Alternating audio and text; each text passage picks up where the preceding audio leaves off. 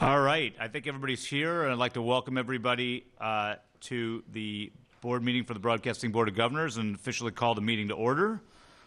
This is an open meeting of the Broadcasting Board of Governors. This meeting is being held in compliance with the Government and the Sunshine Act.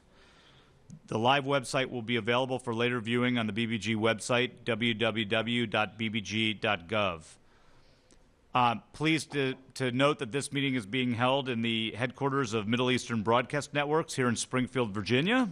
And I want to thank personally MBN President Brian Conniff for MBN's hospitality and hosting us. We just had a tour, and we're going to talk about it a little bit. It's the 10-year anniversary of Alhurra, but it's very exciting to be here with MBN and with their staff.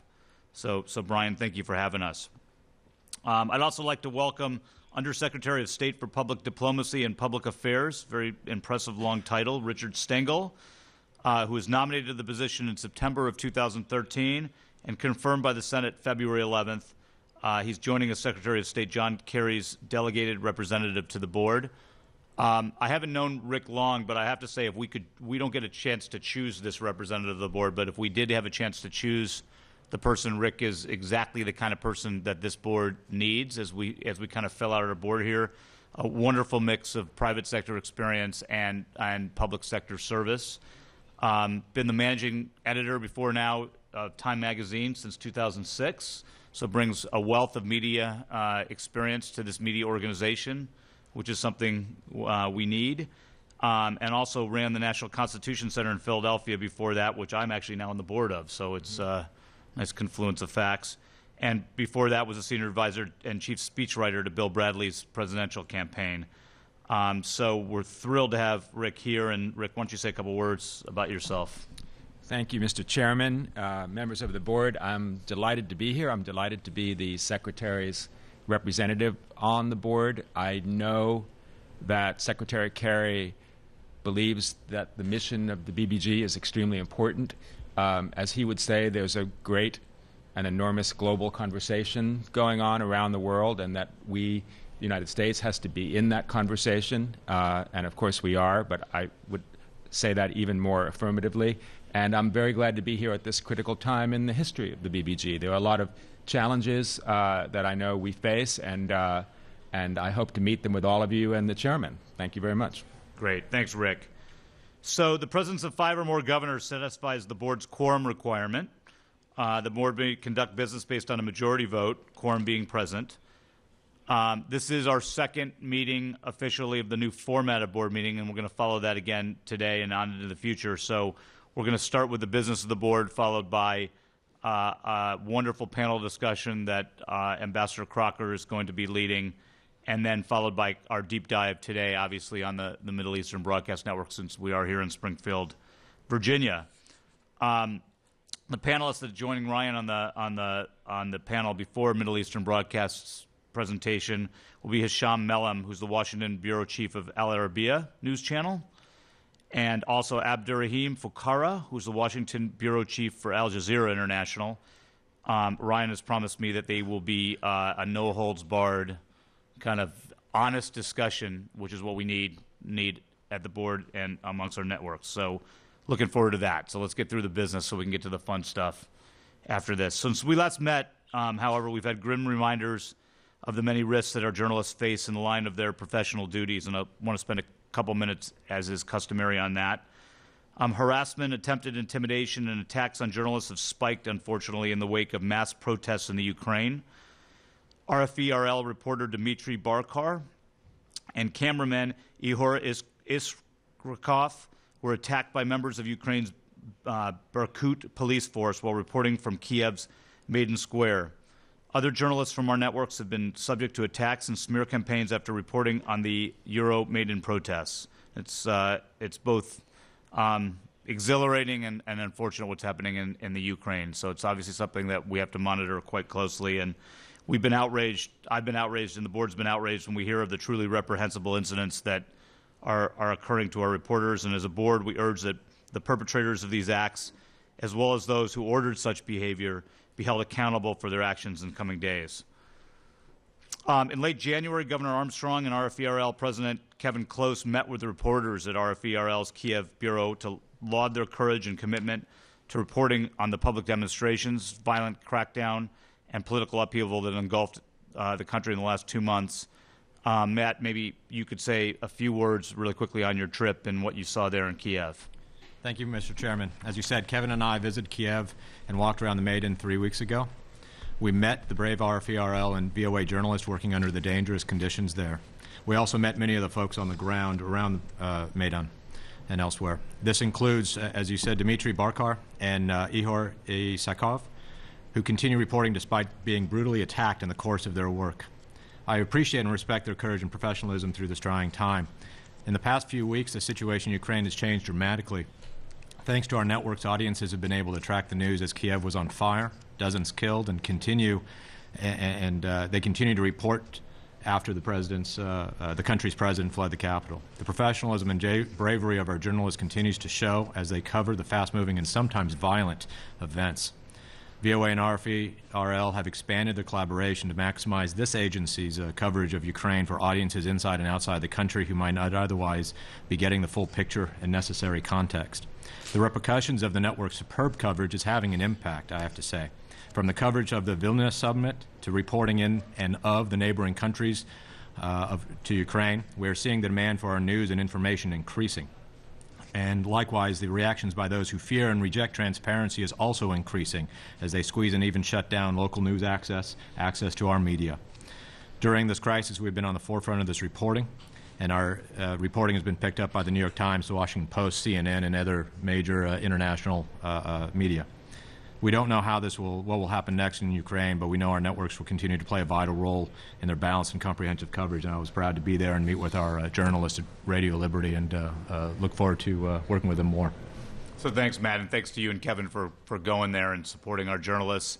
It's exciting and inspirational to see what's happening when people fight for their liberty, but it's also discouraging when reporters are harassed and attacked, and so it's kind of a feeling of both emotions. Anyway, insidious threats have also been aimed at discrediting some of our other broadcasting networks, and I want to go through a couple of those.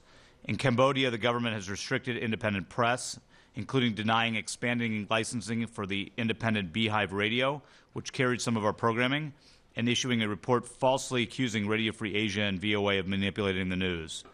In Burma and in China, our journalists have been continued to be denied access to press briefings.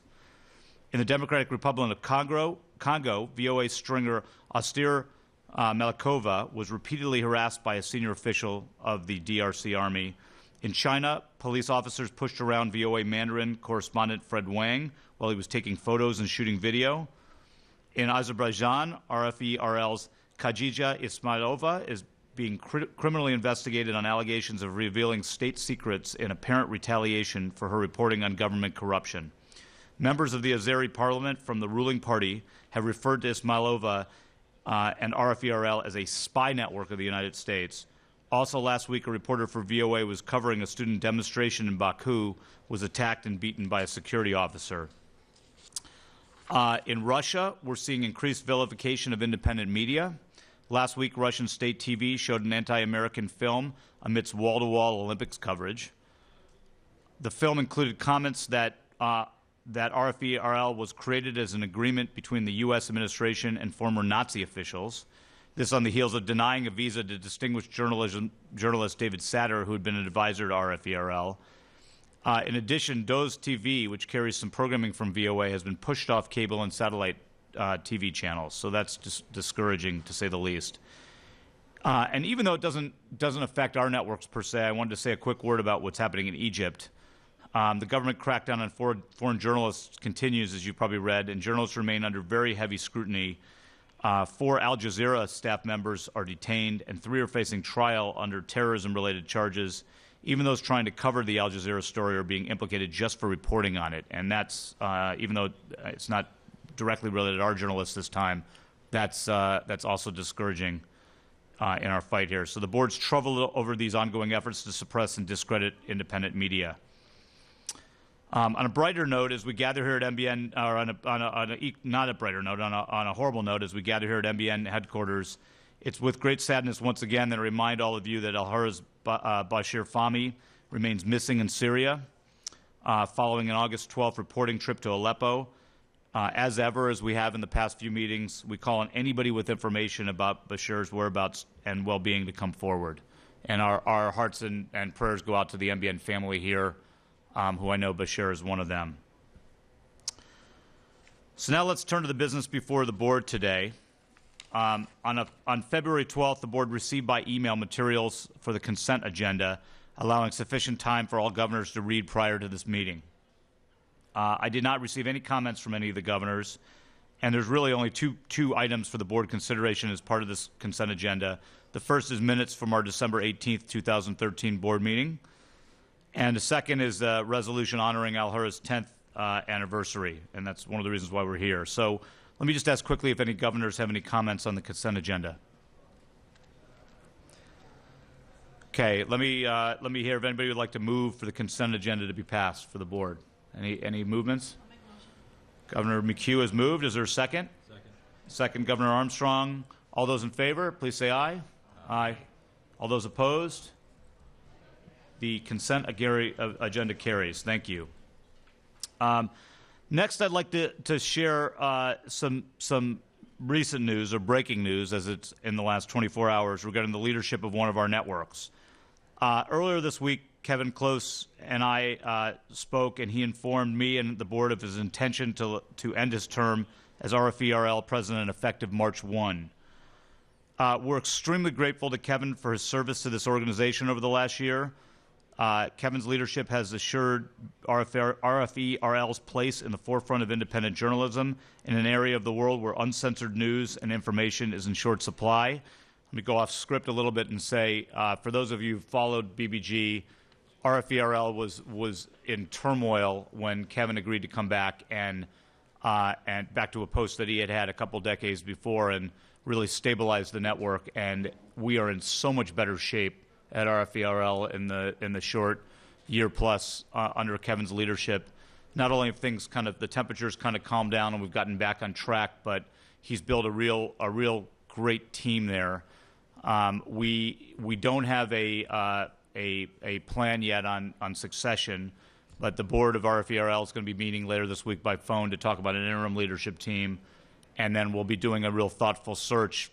Kevin's promised me and the rest of the board that not only he will be advising us on that search, but really taking an active role and making sure that this baby of his is left in good hands as he continues his private pursuit of international broadcasting and all that. Kevin, do you want to say a couple words to the group here? Jeff, Mr. Chairman and board, thank you very much. It's been an honor to serve with you and to be a colleague in this in the great universe of U.S. international media. I want to thank you for your support and your advice and counsel all through a very challenging and complicated year. I also want to take the opportunity to say to the great staff of Radio Free Europe, Radio Liberty in Prague, in Washington, and around the 19 bureaus and across the Eurasia region, which this service of ours serves every day with fact-based quality journalism that is uncensored in places where censorship of journalism and fact about how leaderships are functioning is very difficult to come by. I want to thank the staff for its hard work, its dedication to the mission throughout a year of challenge and change. The fine staffs at our headquarters in Prague, in the 19 regional bureaus, and at the corporate office in Washington. They're great individuals. They do fact-based journalism, and because of their dedication and hard work, that fact-based journalism is reaching millions of viewers, listeners, visitors, and publics every day. It's been an honor to have been able to work together with you all in this extraordinarily important work. The work of high-quality journalism is fundamental to the functioning of civil societies and democratic governments, challenged and also fulfilled by free elections and individual liberties. Thank you so much. Thank you all. And I wish, my family and I wish all at the radios and at all our colleagues in international broadcasting supported by the U.S. government, the very best. Thanks so much for helping.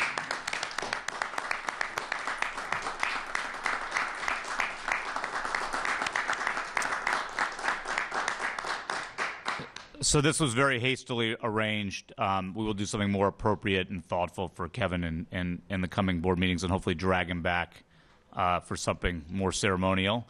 Michael, you want to say a word? Yeah, if I may. Thank Yes. you. So when I first got on the board with Governor McHugh, one of the first people that we reached out to was Kevin when he was at the University of Maryland, and he was very gracious with his time, and it was probably that meeting that lined us up for the Hail Mary Christmas Eve phone call that Governor McHugh placed to him. But it was immediately clear when we had a very difficult circumstances that the board was facing and the Radio Free Europe, Radio Liberty was facing, that Kevin was a person who could step in on day one. And given his experience, this is his second time of stepping down at Radio Liberty, Radio Free Europe, Radio Liberty. Look forward to his next term. Yeah, and so I'm cautiously optimistic that you may have another lap. But Kevin is very much committed, as a committed journalist. And he's committed to the effort here, and I know that he's told us that he stands ready to help us in any way, shape, or form. And I personally can't thank him enough for what he's taught me about this business. Susan and I had spent the Russian Orthodox Easter with him and many of our colleagues over in Moscow and some human rights leaders, and I've learned a lot just by being around his presence. So I want to thank him for his additional lap of service and wish he and his wife and family and all those kids a blessed retirement until we call you up tomorrow and put you back to work. Thank you very much. Yes, go ahead, Susan. I really cannot thank you enough. I think it was New Year's Day. I was on the phone with you for most of the day, and that was when you finally agreed. Not finally, it was like a 2-week period where you agreed to come back because, as the chairman said, RFERL, that ship was in a bad way, and you righted it. And now it's on a good course, and you've set that course. So thank you. I'm looking forward to a proper send-off when we can truly celebrate and congratulate and thank you. And to Michael's point, or Governor Meehan's point, we're going to need you going forward, too. So you're going to still be part of this family, as you always have been. Thank you. Thank you so much. Thank you, Mr. Chairman. Thank you, colleagues. Yeah. Thank you, Kevin. So this the point we're now at the meeting is the point we normally reserve for public comment. We are admittedly out here in Springfield, Virginia, which in the snow that's coming down outside is a little more difficult to get to. So we've only had 2 members of the public show up today. Joel and Alan, thank you. It's nice to have enough public members I can actually thank by name. We do not have any members of the public who signed up to speak today. Ann Noonan, who regularly speaks to this group, had registered to speak, but she unfortunately had a family matter that prevents her from being here. And I'd just like to say the board's thinking about her and her family today. And we're very interested in hearing from both her and other members of the public. So for anybody watching or listening, feel free to come talk to us. This is an opportunity, and we welcome it and would like to hear from anybody about anything. So in future meetings, please register. So before but the format here, I'm going to go off script for one other second here about one other thing. But in a second, we're going to break for 5 minutes and reconvene for our panel led by our esteemed board member, Ambassador Ryan Crocker. And then we'll take another break for Brian Conniff's presentation. Both the panel and the presentation will leave ample time for Q&A. So I urge board members and other members who are joining us today to prepare your questions. I have a number of them, so I'm happy to keep asking them. I promised Ryan I would ask a lot. I want to say one other thing, too, that's not in the script for the meeting. At the last board meeting, we named an interim management team to run BBG, made up of Rob Bohl, Andre Mendez, and Susie Carroll. The board, I think I speak for the whole board in saying we could not be more thrilled in how this team is working so far. We've just come through a very difficult budget process, and I know the three our Troika, as we call it, that's the name. After playing with Trio and some other things, we came up with Troika, which sounds good. But the Troika, in addition to Leslie and her team in finance and Paul and the legal team and all sorts of people throughout the BBG organization have worked extremely hard during the budget process. I know I get emails at all sorts of hours all through the weekend for a group working. So I just wanted to say a quick acknowledgement to the public here that the board is thrilled with how this group is leading the organization. I want to thank you and thank the staff back at the office for all the hard work that's been going on, because we know it's a tireless, thankless job, and we feel like we're in good hands as an organization right now. So thank you guys. All right, with that, why don't we break? And in 5 minutes or less, once we get the chairs set up, we will reconvene for our panel on the Middle East. Thank you.